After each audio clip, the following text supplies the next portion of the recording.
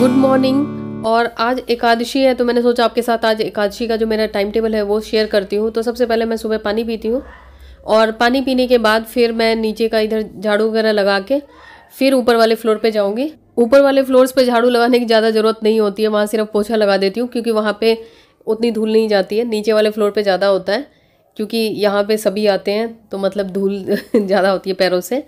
तो फटाफट से झाड़ू लगा के फिर ऊपर पोछा लगा के आऊँगी, फिर नीचे वाले फ्लोर पे पोछा वगैरह लगाऊंगी। घर की साफ़ सफाई या कोई ऐसा काम जो आपको थोड़ा डिफ़िकल्ट लगता है, मन नहीं करता, वो काम आपको जल्दी से जल्दी निपटा लेना चाहिए क्योंकि उस समय हमारी एनर्जी ज़्यादा रहती है। और जो काम ज़्यादा इंटरेस्टिंग लगता है उसको आप थकान में भी कर सकते हैं। उसके बाद पोछा मैं हाथ से लगाती हूँ तीनों फ्लोर्स पे। बीच में तो हैंडल वाले मॉप से लगाती थी लेकिन फिर अभी हाथ से लगा रही हूँ। तो फिर मैं किसी वीडियो में आपको शेयर करूँगी मैं अपना जो कैसे मेरा स्लिप डिस्क वगैरह क्योर हुआ, क्योंकि आप लोगों ने मुझसे दोनों चैनल्स पे बोला है। तो खैर बहुत ज़्यादा कुछ मैंने तामझाम नहीं किया, लेकिन हो सकता है आप लोगों में से यूज़फुल हो वो वीडियो लोगों के लिए। तो ये फिर गेट वगैरह तो हम लोग के यहाँ बहुत ज़्यादा धूल आती है तो इसलिए डेली साफ़ करना ही पड़ता है। और बाहर का कभी कभी मैं छोड़ भी देती हूँ बाहर की तरफ से, लेकिन बाहर की तरफ से एक आध दिन छोड़ दो तो फिर बहुत ज़्यादा गंदा हो जाता है।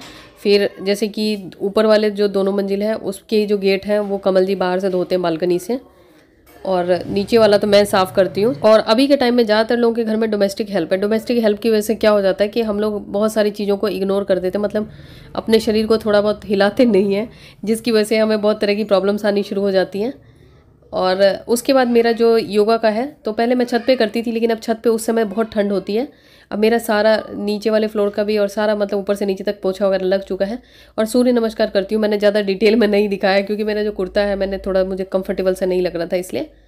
तो ये 6 और 6 सेट करती हूँ मैं सूर्य नमस्कार। उसके बाद प्राणायाम वगैरह करती हूँ। एक्सरसाइज बस इतनी ही करती हूँ, अभी ज़्यादा नहीं करती हूँ, कुछ दिन बाद और करूँगी। और उसके बाद अब मैंने आज साड़ी पहनी है क्योंकि मैंने सोचा था साड़ी पहनने का, लेकिन मतलब काफ़ी दिनों से सोच रही थी, लेकिन मैंने फाइनली पहन ही ली। और उसके बाद जो मेरे हाथ के धोने वाले कपड़े होते हैं वो धो के मैं इधर छत पे फैलाए हैं। और आज ही कमल जी ने प्लम्बर को बुला लिया। और उसके बाद जो कारपेंटर का काम था ना, क्योंकि हम लोग जो यहाँ का जो हम लोग वो करवाते हैं ना, जो प्लम्बर वगैरह से जो रेगुलर जो आते हैं, तो उनसे हम ड्रिल मशीन मंगवा के ना उनको कारपेंटर का काम भी बोल देते हैं कि ये भी कर दो। तो फिर उन्होंने कारपेंटर का भी बोला था, लेकिन अभी ज़्यादा नहीं मैं करवा रही हूँ। ऊपर वाले फ्लोर पे मेरे तीसरी मंजिल पे पेंटिंग्स रखी हुई है मैंने कुछ लगवाने के लिए, लेकिन अभी मेरे पास उतना टाइम नहीं है कि मैं हर रूम में जाके बताऊँ कि कहाँ पे लगाना है, क्या करना है। तभी मैंने सोचा कि अभी छोड़ देती हूँ, बस यश के रूम में, मतलब जहाँ यश पढ़ाई लिखाई करता है वहीं पे बस लगवाऊँगी। और ये मेथी उस दिन मैंने ड्राई किए थे टॉवल में डाल के सुखा के धो के, तो वही है, बहुत सही बन जाते हैं। और उसके बाद पोहा बना रही हूँ। पोहा यश और कमल जी के लिए बना रही हूँ। और जैसे कि एकादशी का जो व्रत होता है ना, तो उसमें क्या होता है कि जैसे आप दूसरे दिन व्रत करेंगे ना तो आपको थोड़ा डिफ़िकल्टी होगी, लेकिन एकादशी के दिन आपकी बॉडी बहुत आसानी से आप मतलब भूखे रह सकते हो, आपको कोई डिफ़िकल्टी नहीं होती है। और लेकिन कोई भी व्रत करने से पहले ना एक चीज़ मैंने देखा है, जैसे कि आप जो व्रत कर रहे हो ना, अगर आप भगवान को बोल के करते हो ना तो वो चीज़ काम करती है। और नहीं तो अगर आप ऐसे भूखे रह के देख लो फिर आपको पता लग जाता है। क्योंकि मैं कई बार पहले ऐसे जैसे बहुत दिन तक नहीं खाती हूँ तो फिर भूख से हालत ख़राब हो जाती है, लेकिन अगर आप बोल के खाते हो ना, मतलब बोल के करते हो ना व्रत, तो आप आराम से सस्टेन कर जाते हो। और उसके बाद ये कमल जी ने मशीन में कुछ फंसा दिया और उन्हीं के कपड़े हैं, सिर्फ वो अपने कपड़े ही धोते हैं मशीन में। और उसके बाद मेरे ऊपर गुस्सा कर रहे थे कि मशीन वाले को बुलाओ। उसके बाद जब मैंने उन्हें बोला तो फिर वो और मेरे ऊपर उल्टा और गुस्सा ही कर रहे हैं कि मेरी गलती है। और नीचे मैंने इधर चाय बनाई है इन लोगों के लिए, क्योंकि वो भी कारपेंटर वगैरह का काम यश करवा रहा था। और वो जो मैंने वो रैक लिया था ना उसको फिर टाइट करवा रही थी मैं, क्योंकि मैंने तो चाकू से जैसे तैसे उसको सेट किया था। और ये 2 कप चाय बनाई है और थोड़ी सी मैंने यश के लिए भी बनाई है क्योंकि उसने भी अभी ब्रेकफास्ट नहीं किया, बस सुबह कुछ फ्रूट्स वगैरह खाए थे उसने। तो ये पोहे बनाए हैं। तो अभी जैसे कि वो कुछ सामान लेने गए जो प्लम्बर है, तो फिर मैंने सोचा कि जब तक इन लोगों को कुछ खिला दूँ। और आज हमें छत की जो टंकी है ना वो भी साफ़ करनी है, मतलब ऊपर से नीचे आज बस यही लग रखा है। और कमल जी को अगर मैं मना कर देती ना तो फिर कहते फिर रहने दो, तुम्हें तो जब भी कहता हूँ तब भी मना कर देते हो कारपेंटर और या प्लम्बर वगैरह के लिए। चक्कर है कि काफ़ी दिनों से पेंडिंग था काम, क्योंकि ऊपर टंकी साफ़ करवानी थी, एक आध नल जो उसमें प्रॉब्लम आ रही थी उसको ठीक कराना था। और बाहर खूब शोर आ रहा होगा, तो ये तो यहाँ की शोभा सुंदरता है। और जब मैं व्रत करती हूँ ना एकादशी का, तो मैं कोशिश करती हूँ कि सिर्फ लिक्विड पे करूँ। तो नारियल पानी और नींबू पानी लेती हूँ, तो बिना उसके लेती हूँ, नमक चीनी किसी के, नमक तो खैर लेती नहीं मैं, सेंधा नमक वगैरह कुछ भी यूज़ नहीं करती मैं व्रत में। और उसके बाद अब मैं बना रही हूँ दोपहर का खाना, क्योंकि ऊपर नीचे करते करते ना बहुत ज़्यादा लेट हो गया। कभी कुछ चाहिए होता है, कभी कुछ चाहिए होता है। घर में अगर आप कोई छोटा सा भी काम कराओ ना कुछ चाहिए होता है। अभी 3 मंजिल का करवाया हमने नल वगैरह का, और नल वगैरह में जैसे कि पाइप वगैरह में वो गंदगी आ जाती है, जिससे कि पानी का फ्लो स्लो हो जाता है, तो वो सब भी साफ़ करवाया था। और इधर मैंने खाना बना लिया है, चावल दाल सब्जी। और खाना बना के फिर मैं आराम से बैठ जाऊँगी।